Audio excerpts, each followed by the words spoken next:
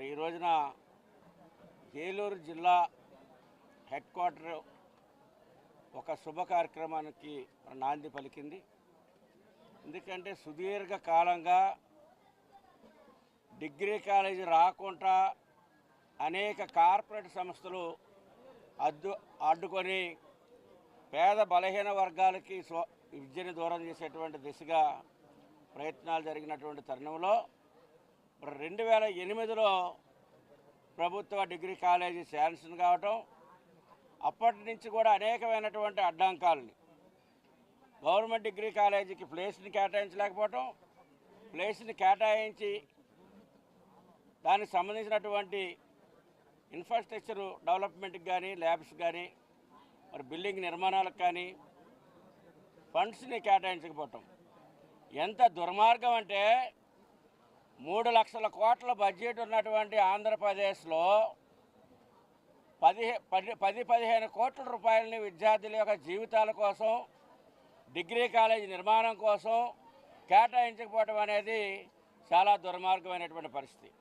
ఎందుకంటే అది ఒక ప్రజాప్రతినిధుల యొక్క నిర్లక్ష్యం, కార్పొరేట్ శక్తుల యొక్క అడ్డంకులు, ఇవన్నిటి కారణంగానే ఈ యొక్క విద్యార్థుల జీవితాలు నాశనం చేసే దిశలో 2021లో ఇక్కడ నిరాహార దీక్షలు జరిగినప్పుడు మరి విద్యార్థి సంఘాలు అన్ని పీడిఎస్ కానీ, ఇతర ఎస్ఎఫ్ఐ కానీ అందరూ కూడా ఇక్కడ నిరాహార దీక్షలు చేయటం, ఉద్యమాలు చేయటం, మరి యొక్క ప్రిన్సిపల్స్ కానీ టీచర్స్ అందరూ కూడా వారికి సహకరించడం, ప్రభుత్వాన్ని 10 సార్లు నిధులు కల్పించండి, ప్లేస్ కేటాయించండి అని డిమాండ్ చేయటం, ఎన్ని చేసినప్పుడు కూడా పెడచేవిని పెట్టినటువంటి పరిస్థితుల్లో 2024లో పవన్ కళ్యాణ్ గారు ఇక్కడ వారాహి యాత్రకు వచ్చినప్పుడు మరి ఏలూరులో ఉన్నటువంటి ప్రధాన సమస్యలు ఏంటని చెప్పి అడిగినప్పుడు మేము చెప్పాం, రోజున ఇక్కడ సిగ్గుసేటిది ఇక జిల్లా హెడ్ క్వార్టర్లో డిగ్రీ కాలేజీ నిర్మాణం చేయకపోవటం అనేది చాలా దుర్మార్గం అని చెప్పేసి మేము చెప్పాం.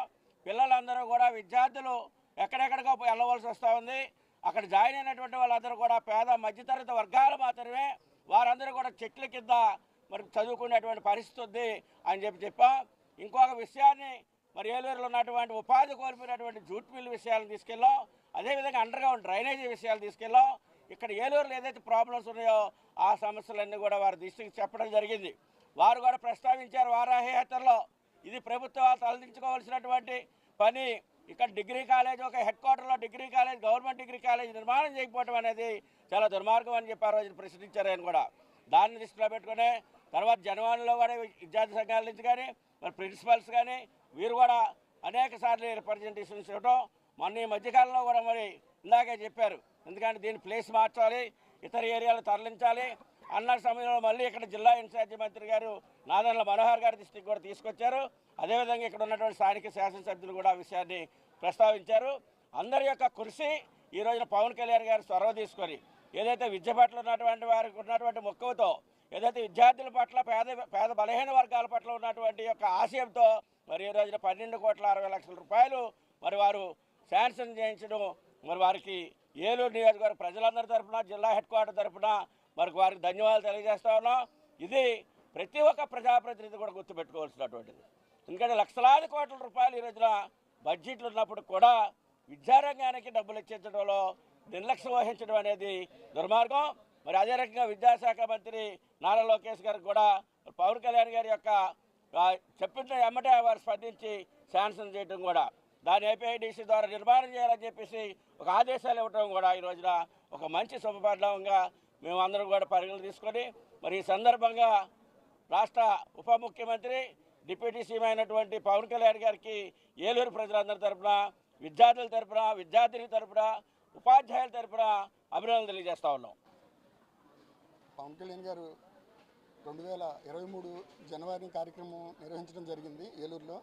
ఆ నిర్వహించినప్పుడు ఏలూరు జూనియర్ కాలేజీ నుంచి కొంతమంది పిల్లలు ఇలా మాకు డిగ్రీ కాలేజీ ఉంది, డిగ్రీ కాలేజీ లేదు, అలాగే జిల్లా హెడ్ క్వార్టరు ఉన్న జూనియర్ కాలేజీ ప్రిన్సెస్లో మాకు ఏ ఫెసిలిటీస్ లేవు, చాలా ఇబ్బంది పడుతున్నాం, చెట్ల కింద చదువుకోవాల్సి వస్తుంది, టీచర్స్ అయితే ఉన్నారు కానీ ఏ ఫెసిలిటీ లేక చాలా ఇబ్బంది పడుతున్నామని కళ్యాణ్ గారి దృష్టికి తీసుకెళ్లారు.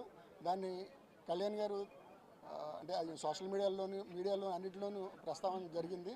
తర్వాత మళ్ళీ వారాహి యాత్ర జరిగింది. ఆ వారాహి యాత్రలో కళ్యాణ్ గారు మళ్ళీ ప్రస్తావించడం జరిగింది.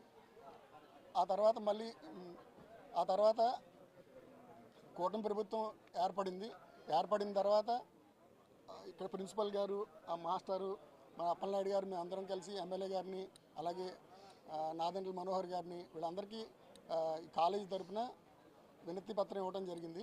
అలాగే ఓఎస్డి కృష్ణతేజ గారిని కూడా కలిసి ప్రిన్సిపాల్ గారు, ప్రత్యేకించి గిరిధర్ గారు, ఆయన గిరిబాబు గారు, ఆ గిరిబాబు గారు ఆయన కృషి అంటే ఈ పిల్లలందరూ గుర్తుపెట్టుకోవాలి. ఆయన తాపత్రయం కానీ ఆయన ఆ ఇంట్రెస్ట్ చూసి నేను 3-4 సార్లు వెళ్ళటం జరిగింది.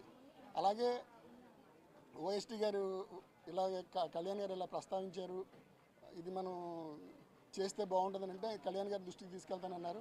తీసుకెళ్ళి అలాగే ఎమ్మెల్సీ హరిప్రసాద్ గారి దృష్టికి కూడా తీసుకెళ్ళడం జరిగింది. లాస్ట్ 3-4 మంత్స్ నుంచి ప్రాసెస్ అంతా జరుగుతూ కళ్యాణ్ గారు ఫాలోఅప్ చేస్తూ లోకేష్ గారిని ఒక 2-3 డేస్ బ్యాక్ రావడం జరిగింది, ఈ జియో రావడం జరిగింది. దీనికి ఈ కాలేజీ తరఫున మా జనసేన పార్టీ ఏలూరు తరఫున అందరికీ